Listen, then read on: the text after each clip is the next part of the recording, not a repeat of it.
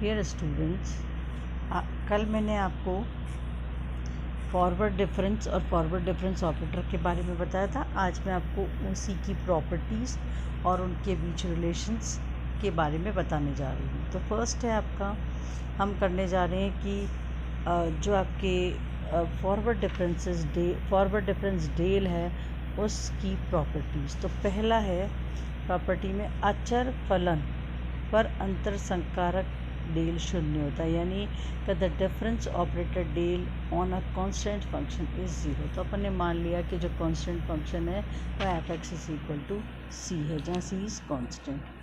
तो हमें निकालना है डेल ऑफ एफ एक्स। हमें कैलकुलेट करना है कि यदि फंक्शन कांस्टेंट है तो हमारा फॉरवर्ड जो डेल है उसकी वैल्यू क्या होती है। तो डेल ऑफ एफ एक्स हो जाएगा F of X plus H minus F x, जो हम पढ़ चुके हैं। अब क्योंकि फंक्शन कांस्टेंट है तो एक्स वैल्यू हो या एक्स प्लस एच हो, उसकी फंक्शन की वैल्यू सेम है। तो जो अपना एफ एक्स प्लस एच है, ये मिसप्रिंट है। Del F X is equal to F of X plus H minus F X, del नहीं आएगा इसमें। तो F x plus H is C, F X is also C, तो C minus C is equal to zero, so del C is equal to zero, यानी अचर फलन का जो फॉरवर्ड डिफरेंस है वो ज़ीरो होता है। सेकंड है, अचर राशि के लिए संकारक डेल क्रम विनिमय होता है, यानी operator del is commutative for constant. तो अब देखिए, हम जो फंक्शन है उसको अपन ने एफ एक्स इंटू सी ले लिया, जैसे 5x हो या 5 sin x हो। तो एक कांस्टेंट हमारा सी है और एफ एक्स हम उसका लेना चाहते हैं फर्स्ट फॉरवर्ड डिफरेंस। तो कितना हो जाएगा, सी क्योंकि कांस्टेंट है तो सी इस एक्स पे डिपेंड ही नहीं कर रहा, तो C into F x plus H minus C F X, first forward difference. तो सी कॉमन आ गया, F x plus H minus F X, so it is C into del F X. तो यदि हम इन दोनों तरफ से ऑपरेटर्स को देखें तो del C of F is equal to C del of F. तो हम कह सकते हैं del C is equal to C del, यानी अचर राशि के लिए संकारक डेल क्रम विनिमय होता है। थर्ड है हमारा, फलन एफ और जी पर योग संकारक डेल बंटनता का पालन करता है। The operator del is distributive over the sum of functions F and G. अब देखिए, यदि पहले हम फंक्शंस को ऐड कर सकें और फिर फॉरवर्ड डिफरेंस ले, तो हम देखना चाह रहे हैं कि जैसे मान लीजिए अपने पास X cube plus sine X, इस तरह के दो फंक्शन है जिन्हें ऐड किया ही नहीं जा सकता। तो हम उसका फॉरवर्ड डिफरेंस लें तो ये हो जाएगा del of F x plus del of ji X. Del of F X हो गया F x plus H minus F x, और या एक साथ ले लेते हैं तो F of X plus H और जी प्लस जी इंटू जी x plus H minus F x plus G X bracket. तो F x plus H minus F x plus G x plus H minus g X, del F x plus del G x, तो del of F plus G is equal to del F plus del G. या तो हम दोनों को अलग अलग forward difference ले लें और फिर ऐड कर दें, या पहले ऐड करके उनका फॉरवर्ड डिफरेंस लें तो सेम होगा। अब आता है लीनियरली प्रॉपर्टी,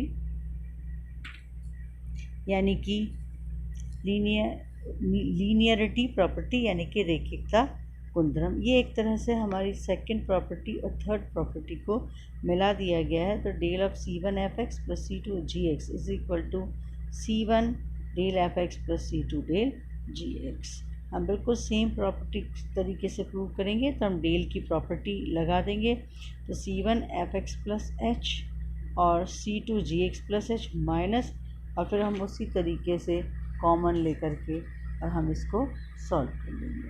नेक्स्ट आता है आपका द लॉ ऑफ इंडिसेस, घातांक का नियम। यदि हमारे पास ऑपरेटर को हमने m बार ऑपरेट किया, डील m और डील n एफ एक्स, तो ये हो जाएगा हम m प्लस n बार ऑपरेट करें और हम फिर फंक्शन को यूज़ करें।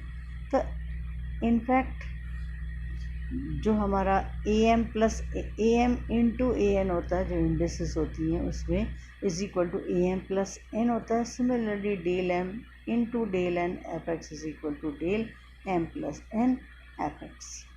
अब डेल एम और डेल एन का मतलब क्या है? डेल एम मीन्स डेल को एन बार ऑपरेट करना और डेल एन बार ऑपरेट करना, यानी कि del to the power N F X है।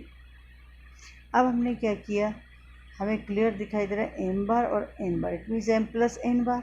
तो डेल को हमने एम प्लस एन बार ऑपरेट किया इनटू एफ एक्स।